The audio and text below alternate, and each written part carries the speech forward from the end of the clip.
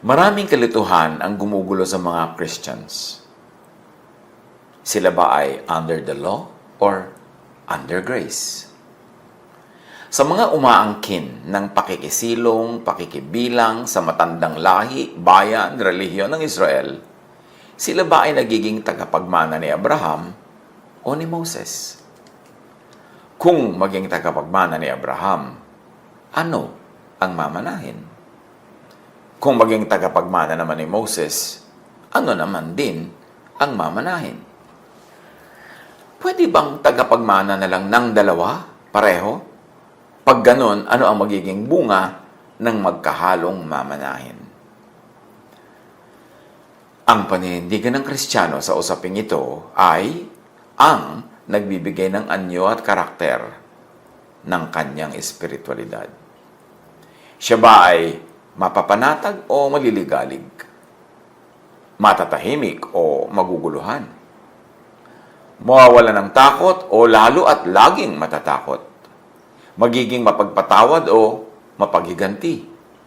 Mapagtanggap o mapagtakwil? Malapit o malayo sa kapwa mananampalataya? Maraming usapin, pero dapat pag-usapan. Kasi napakaraming nagiging biktima ng kalituhan.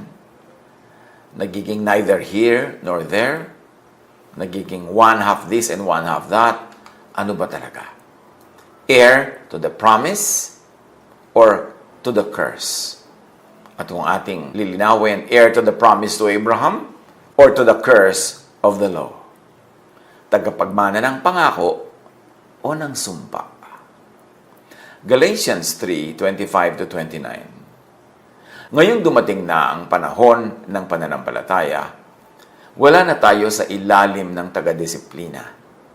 Dahil sa inyong pakikipag-isa kay Kristo Jesus, kayong lahat ay mga anak ng Diyos sa pamamagitan ng pananampalataya. Si Kristo mismo ang inyong isinuot na parang damit nang kayo'y nabautismuhan sa inyong pakikipag-isa sa Kanya. Wala nang pagkakaiba ang Hudyo at ang Griego, ang alipin at ang malaya, ang lalaki at ang babae. Kayong lahat ay iisa na dahil sa inyong pakikipag-isa kay Kristo. At kung kayo'y kay Kristo, kayo'y mga anak ni Abraham at tagapagmana ng mga pangako ng Diyos. Nilinaw sa atin ng ating binasa na kung tayo'y na kay Kristo na, kay Abraham tayo magmamana, sa kanya tayo tatanggap ng mana, siya ang ating kukuhanan ng mana. Isa-isahin natin ito. Galatians 3:25. Now that the way of faith has come, we no longer need the law to be our guardian. Ngayong dumating na ang panahon ng pananampalataya, wala na tayo sa ilalim ng taga-disiplina. Faith overtakes the law. Replaces, supersedes the law. Galatians 3:26-27. You were all baptized into Christ, and so you were all clothed with Christ. Dahil sa inyong pakikipag-isa kay Kristo Jesus, kayong lahat ay mga anak ng Diyos sa pamamagitan ng pananampalataya. So we were baptized into Jesus, and let me emphasize, not into Moses. Wala tayong giyera with Moses. Marami tayong matututunan sa kanya. Kaya lang natin ito nililinaw. Marami kasi inilalagay nila ang sarili nila under the law instead of under grace. Nagiging tagapagmana ng law ni Moses imbes tagapagmana ng ipinangakong faith kay Abraham. This shows, sa pagpapatuloy, that you are all children of God through faith in Christ Jesus. Si Kristo mismo ang inyong isinuot na parang damit nang kayo'y nabautismuhan sa inyong pakikipag-isa sa Kanya. So not by human ancestry or race or religious background, not by submission or obedience of the Jewish law, ang nagbibigay sa atin ng ating bagong pagkatao, ng ating bagong status sa harap ng Diyos. Galatians 3:28, Now in Christ, it doesn't matter if you're a Jew or a Greek, a slave or free, male or female, you are all the same in Christ Jesus. Wala nang pagkakaiba ang Hudyo at ang Griego, ang alipin at ang malaya, ang lalaki at ang babae. Kayong lahat ay iisa na dahil sa inyong pakikipag-isa kay Kristo Jesus. In Jesus, racial, social, gender classification is irrelevant. Galatians 3:29, you belong to Christ, so you are Abraham's descendants. At kung kayo'y kay Kristo, kayo'y mga anak ni Abraham. Let us emphasize, not Moses' descendants, but descendants of Abraham. You get all of God's blessings because of the promise that God made to Abraham. At kung kayo'y kay Kristo, kayo'y mga anak ni Abraham at tagapagmana ng mga pangako ng Diyos. Ang mga nananalig kay Kristo ay tagapagmana ng mga pangakong ibinigay kay Abraham, hindi tagapagmana ng mga law na ibinigay kay Moses. We are children of God not because of the law or commands given to Moses, but by faith in Jesus. People, Jew or non-Jew, become children of God. Heirs of the promises given to Abraham, not heirs to the law given to Moses. Dapat malinaw na pag tinanggap mo si Jesus, ang tinatanggap mong mamanahin ay yung ibinigay kay Abraham ng mga pangako at hindi yung daladala ni Moses ng mga kautosan. Ang minamana ng lahat, non-Jews included, ay ang blessings ng mga pangako kay by faith Abraham. Abraham was known and commended for faith. Ang minamana ng lahat, non-Jews included, ay hindi ang curse ng law of Moses. Linawin natin. Ang minamana natin yung napakagandang pangako na ibinigay kay Abraham by faith. Hindi yung napakaraming curses, mga sumpa ng law at yung mga kakambal na parusa nito. Deuteronomy 27:26, the Levites will say, cursed is the one who does not support this law and agree to obey it. Then all the people will say, Amen. Sabi ng kanilang mga pare, sumpain ang sino mang hindi susunod sa mga utos na ito. Sasagot ang sambayanan, Amen. The people bound themselves by the old covenant to the curse. Dahil sa nagganap, sinabi ng mga pare, sumpain ang hindi tutupad sa mga kautosan at tinanggap naman yun ng mga Israelita. So ang namana nila ay sumpa pag hindi sila sumusunod. Pero wala namang nakakasunod. At malinaw na sinabi ko, nasusunod mo yung siyam, pero yung isa out of 10 ay hindi mo nasunod, para mo na rin hindi nasunod ang lahat. Therefore, to live under the law is to live under a curse. To place yourself under the law is to place yourself under a curse. At yun ang napakalungkot na naging kalagayan ng mga Israelita. Kaya si Jesus ay dumating para palayain sila mula sa law, para makalaya sila sa curse. Tapos, maraming mga Christians nung lumaon, pati sila sumilong doon sa law na tinanggal na ni Jesus para sa mga Hudyo. Pero yung mga naging Christian, sumilong pa sa law ng mga Hudyo. Kaya para mo na rin inilagay ang sarili mo under the same curse. So, Galatians 3:13 says, the law says we are under a curse for not always obeying it. But Christ took away that curse. He changed places with us and put Himself under that curse. Tinubos tayo ni Kristo mula sa sumpa ng kautusan nang Siya ay isinumpa para sa atin, sapagkat nasusulat, isinumpa ang bawat binibitay sa punong kahoy. Na ang katumbas ay, Jesus fulfilled the law. Jesus satisfied the law, the conditions of the law, the stipulations, meaning the penalty of the law or the covenant. Jesus fulfilled the law by taking upon Himself the punishment for breaking the law and for the lawbreakers. Kaya sabi ng Galatians 3:13, Christ redeemed us from the curse of the law. Tinubos tayo ni Kristo mula sa sumpa ng kautusan. Balikan natin.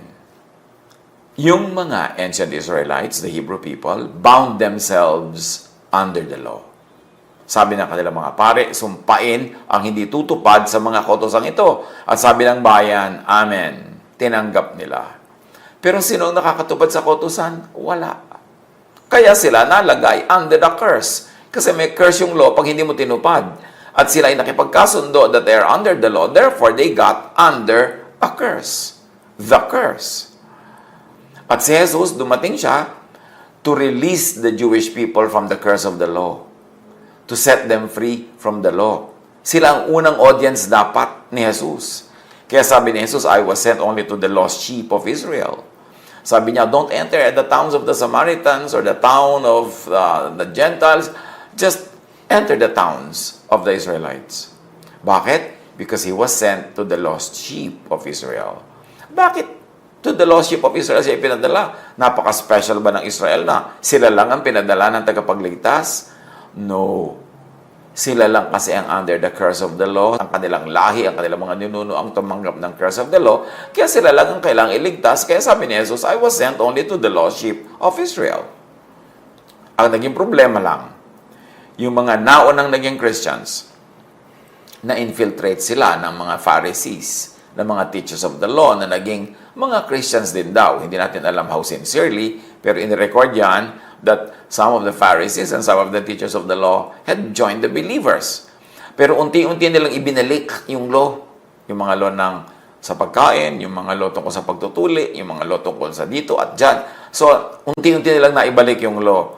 Kaya by the 3rd century, yung Christianity na dapat sana ay free from the law from the beginning, because the Jews, who were the first Christians, were released from the law.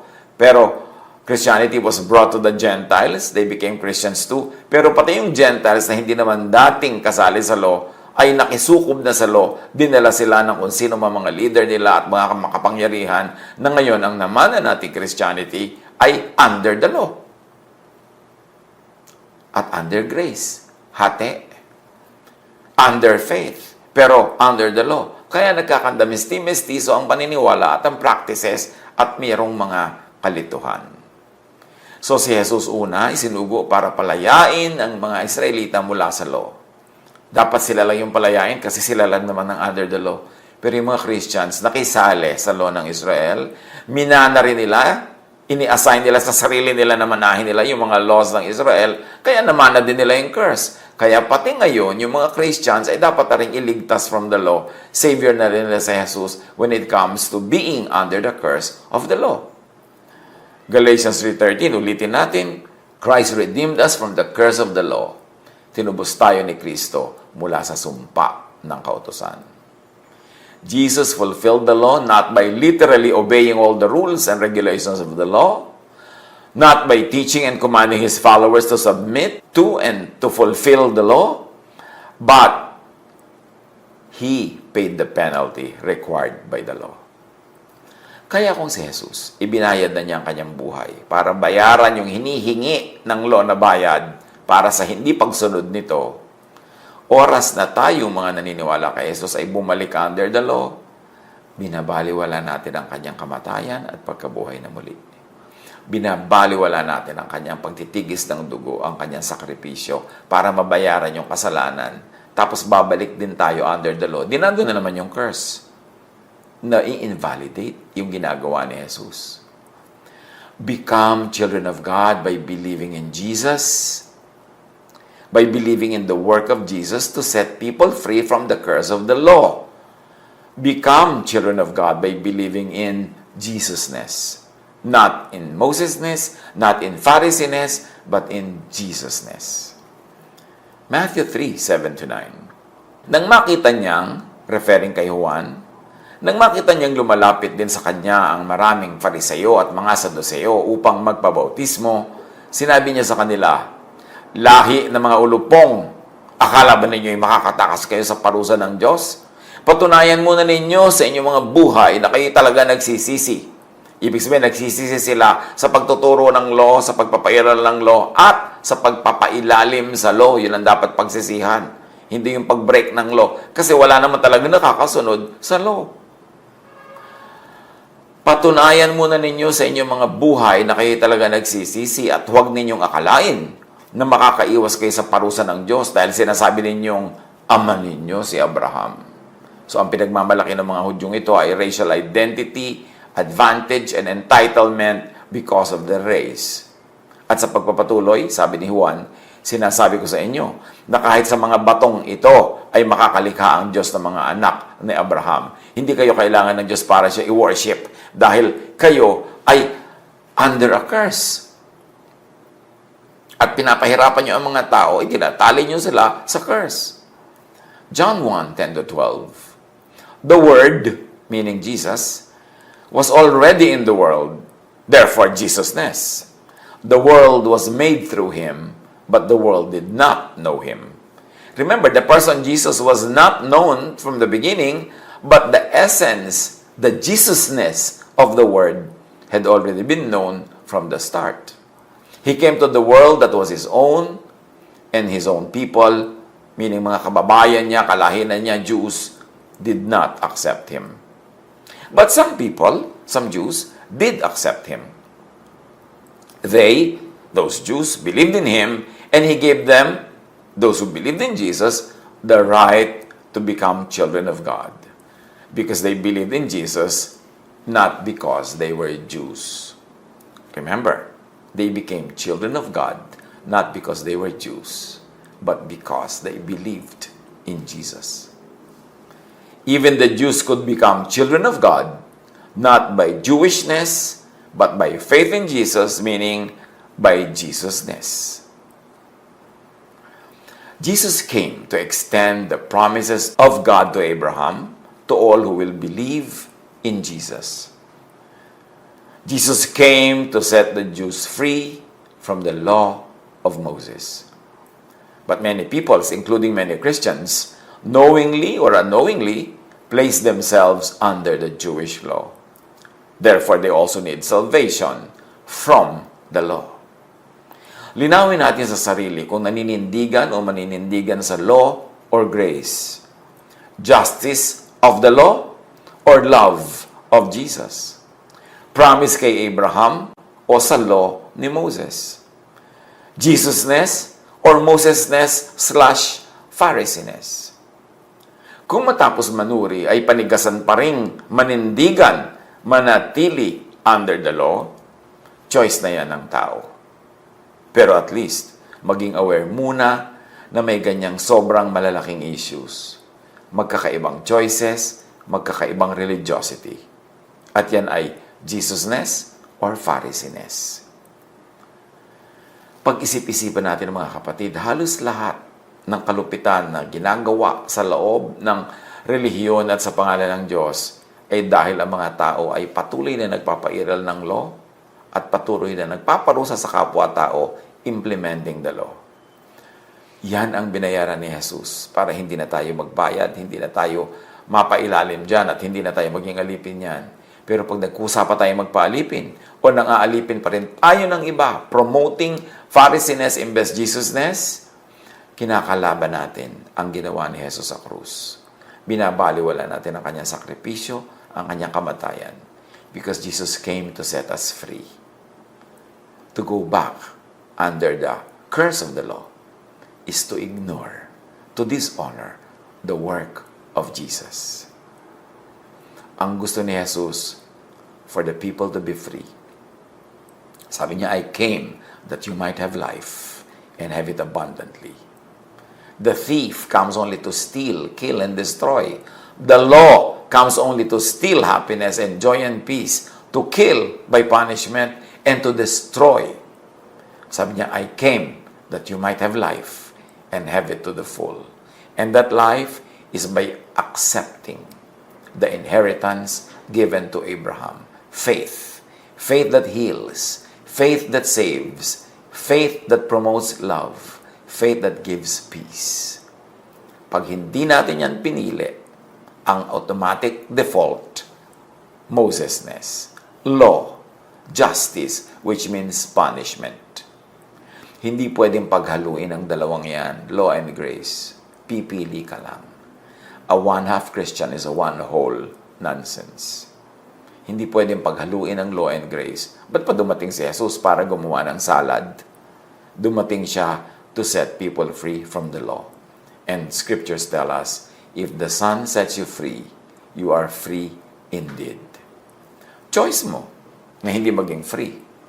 Choice mo na magpailalim pa rin sa law na winasak na ni Jesus. He came to abolish the law. He came to destroy the law of Moses with all its rules and commands. Pero dapat at least alam mong ginagawa mo yung choice na yan. Hindi nagiging automatic lang na tinatanggap mo, hindi mo pinag-iisipan, dahil yun lang itinuro sa'yo ng mga teachers na tumanggap din at hindi nag-isip ng mga tinanggap nila mula sa mga nagturo sa kanila na hindi rin siguro masyado nag-isip. Pinag-ahalo ang law and grace. Yan ang magde-define ng iyong Christian lifestyle. Kung peaceful o troubled, kung tahimik o magulo, kung judgmental or loving and accepting, kung mapaghiwalay ka at mapaglayo ka sa kapwa mananampalataya o mapagtanggap at madapit ka sa mga kapatid sa Panginoon. Law or grace? Pamana kay Abraham na faith o mamanahin mo kay Moses na law? Your choice spells the greatest difference in how you live your Christian life. God bless us all.